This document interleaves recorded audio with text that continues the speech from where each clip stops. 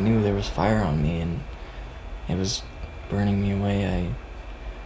I just felt I was gonna die for sure. I figured that there was just going to be a charred remains of my friend. It was a very good chance that he would not survive. He just said that there was an accident and that Steve was hurt. That was pretty tough to see our boy. And then we couldn't believe it. What's the last thing you remember? But telling my parents that I was gonna be okay and not to worry about anything. That's all. That's the last thing I remember. You're doing a great job. For the next 2 months, Steve Nicholson was here in intensive care, fighting for his life. His burns were so severe, he was in surgery 22 times and was on countless painkillers. One of those drugs produced a side effect, amnesia. So Steve has absolutely no memory of his first months in hospital, but he vividly recalls the day he was nearly killed on the job. So it was on a Saturday, and it was overtime. That's the main reason why I offered to work Saturday. Steve worked for PowerVac, a Winnipeg company that removes asbestos and cleans residential and commercial duct systems. On Saturday, November 18th, the job was here at Motor Coach Industries, a company that builds and paints buses. Dangerous vapors and paint solvents are sucked out through this duct, but leave behind highly flammable residue. A simple spark or heat can set it ablaze. Steve had to be lowered into the duct to scrape away the residue. He did not know the risks. So I just figured, well, sheesh, if we're hired on to do a job, I guess everything must be fine with the safety precautions and all the procedures which are necessary to do the job. I don't know what to. Co-worker Sean Remick wasn't as confident that day. In fact, he had a premonition. My mom actually asked, well, Sean, what's wrong? You seem a little bit agitated. I said, well, I got to go out and keep Stevie alive tomorrow. And really, really odd feeling about it. I was just doing my wiping on the walls there, dangling there, and all of a sudden there was like some flames come up and some sparks come up. I looked up into the duct, and right about where Steve would have been, there was a fireball. Just a quick flash of it, like in a bonfire, where you see it go up for a quick couple seconds. I was yelling for a fire truck and for an ambulance. It was like crackling. I heard like crackling sounds, like firecrackers going off, kind of like just sizzling, roaring kind of a sound. Basically, he had to save himself. He crawled out onto the top of the duct. I remember like looking down on myself, and I was like smoking, like just fumes and haze just arising from me, like I was in a sauna or something, like just tremendous smoke and whatever coming off me. I didn't know if he was going to live. I didn't know how bad he was burned, really. Steve had third-degree burns on 82% of his body, as if he'd been roasted on a barbecue. This is what he looked like 2 days after he was admitted to the Health Sciences Center. Doctors sliced him open to let the blood flow and relieve pressure. The skin had to be removed and replaced, or he'd die of infection and complications. Steve Nicholson was in hospital for 104 days, and against all odds, he survived. What's most shocking is that all of his pain and suffering could have been prevented. An I-team investigation has found that PowerVac, the company Steve worked for, didn't follow provincial safety guidelines. It didn't give Steve or his co-workers the proper training or equipment to do a very dangerous job. What kind of training did you get to work in confined spaces? No particular training in confined space. like, quote, confined space training. But just when the situation arose, I would be like, I was always working with an experienced gentleman and who has been in that situation before, and I would just get the run over from him. And he would just Steve show was me the and tell me junior what to worker do. on the motor coach job. Sean Remick was in charge. What kind of training did you get to work in confined spaces? None. Basically, the first time I was to crawl a duct, I turned to the operator and said, "Well, what should I know?"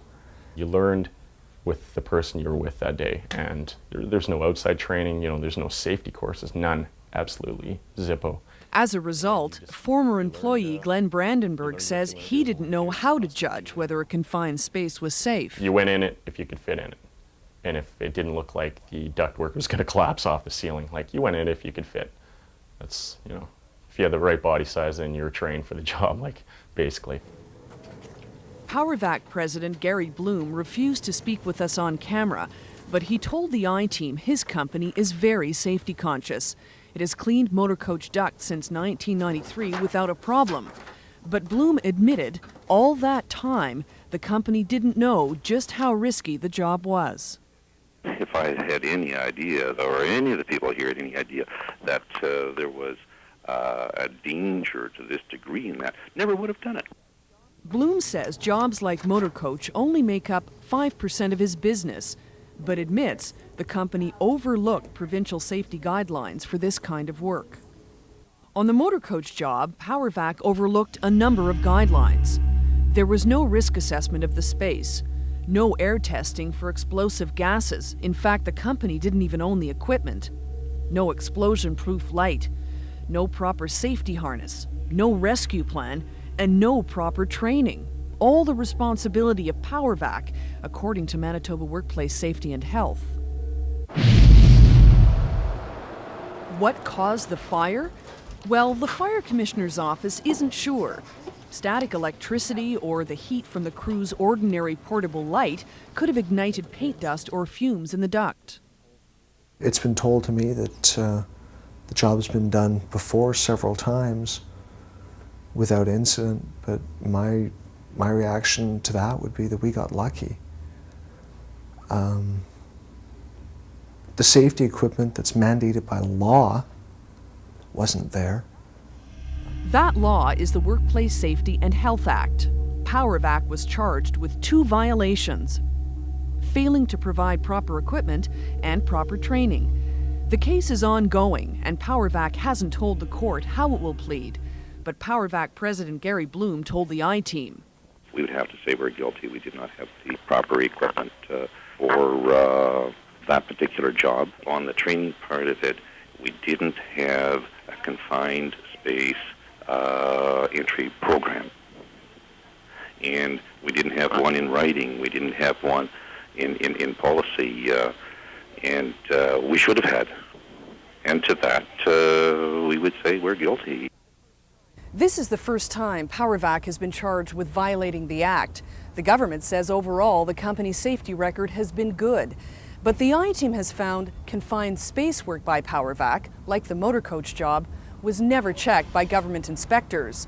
Workplace Safety and Health refuses to comment because the case is still before the courts. Terrible. I just can't understand it. This is a government agency that is supposed to be there to protect us as taxpayers, to ensure the quality of the work environment is going to be upheld, and I just can't understand that. It's just appalling. If PowerVac is found guilty, it will pay a maximum fine of $15,000 on each count.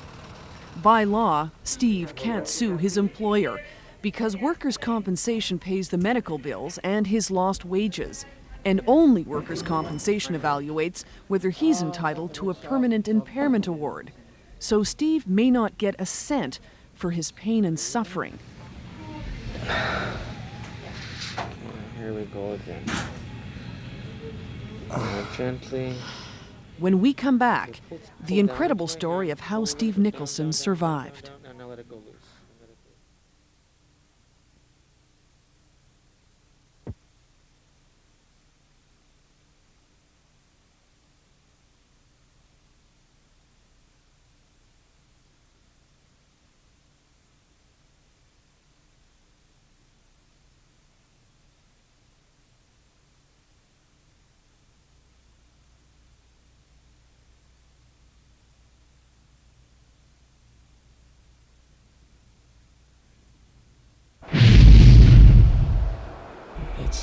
taken my whole life away and I have to start from scratch. When Steve Nicholson was rushed to hospital November 18th, he was near death, suffering from third-degree burns to 82% of his body. His fate was in the hands of Dr. Reed Waters, a veteran plastic surgeon. He led a team of dozens of specialists. Things that we wouldn't be able to make any errors. We'd have to be letter perfect. Why so? Because there's no margin of error. The burn was so severe. The insult to the body was so great. Dr. Waters says no one in Manitoba has ever survived a burn this severe. The team had to move quickly, first to slice off the burned skin, then to replace it. They used donor skin from across North America, but that wasn't enough. The immune system kicks in and says this skin doesn't belong here, and it starts to reject it, in which case you take that skin off and you put more donor skin on, and you keep trying to fool the body to accept the skin for as long as you can. The clock was ticking. Dr. Waters had to find a way to grow Steve's skin, and fast. So he turned to Culture Technology Incorporated, a California lab that grows both layers of human skin, called LifeSkin. Here's how it works. In Steve's case, a piece of skin from his abdomen was sent to the lab. Cells from the skin were cultivated in petri dishes. 3 weeks later, patches of skin were ready for grafting. Doctors covered the last 20% of Steve's burns with LifeSkin. He's the first Canadian to receive such a treatment, with workers' compensation paying the $125,000 fee. It was a life-saving decision. If we were able to resurface his skin and his body quickly, it would save his life. If we didn't, he would die. The cultured skin worked. Steve won the first critical round. So did Dr. Waters. After 68 days in intensive care, he felt a deep bond with his patient. What's the first thing you said to Steve when he came to, so to speak? I can't remember. I just sort of said, keep up the good fight, and we're still working. And what was it like to just look at him and say that to him? He whispered, "Thank you." As you go along, these are your legs just prior to the laying on of that grown skin, that cultured skin that we were talking about. So it looks a little gruesome, but in the end, what you're left with is something that looks like that. Do you know approximately how long that is after? Well, it can be just a matter of days. For the next 2 months, Steve was in and out of surgery. Drugs took away the pain, but also his memory. Today, for the first time, he becomes a witness to the past, to the horrific injuries, to the massive medical effort that saved his life. It's pretty amazing, really. I had no idea what it was like. I couldn't really visualize it in any way, but it gives me kind of chills all over, really. Just again, how I can compare myself now to how I was. Just gives me goosebumps really all over to think that I was in such a state as that. It's tough. While Steve can't remember those first months, his parents can't forget their anguish. We spent 68 days in that hospital in the intensive care and didn't know if our son was going to live. 68 days. 24 hours a day, you add that up. And you go home every day and every night and you don't know if he's going to live. And it plays on you. For the Nicholsons, the uncertainty was far from over. There was more surgery, risk of infection, and complications. And as Steve was weaned off the mind-numbing drugs, his physical agony began. Majority of the time, I just felt like once I fall asleep, I didn't want to wake up ever again. It was just something I didn't want to do. I was on the ward for a good two, maybe 3 weeks, really, until I saw my face. That's a time that I won't forget. Was those few seconds there? That very short seconds, but I can remember it very intimately.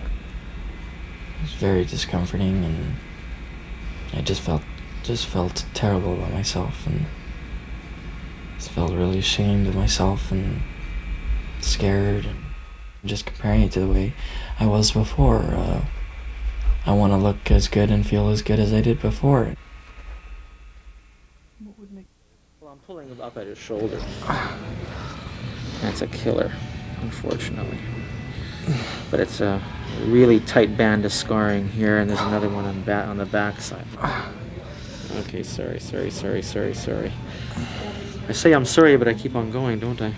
I have to stretch this scar back in here, eh, Steve-o? Yeah. So again, it's nice and Steve's painful road to recovery has only begun.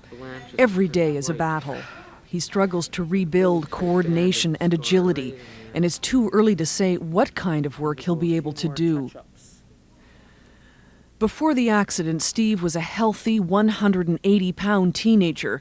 Now he's 130 pounds, weak, and limited by his injuries. We gotta set this so that it countersinks the hole, so the head of the screw is nice and flat.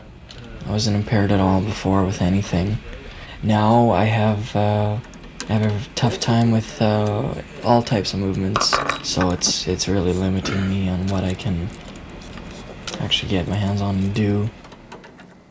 Okay, we'll just let that harden completely, Steve, so just if you can hold that pose for a moment. Okay. Steve has to be fitted with plastic molds to stretch out the scars so they don't bulge.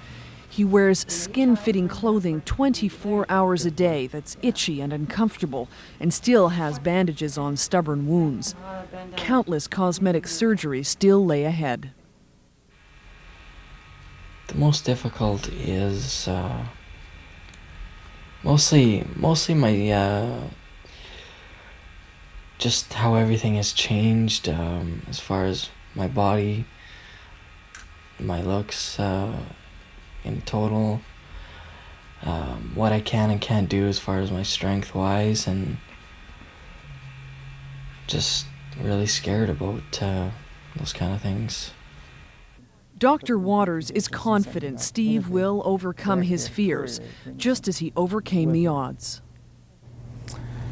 I think that he's sensitive, I think he's bright, I think he's cooperative, I think he's got courage and stamina, and he's the kind of guy that you'd like your daughter to bring home. Very well. Despite all the anguish, Steve says it's not his nature to be angry or bitter. Do you hold the company responsible, ultimately, for what happened? I guess in the big picture, yes. Yes, I do. We do. But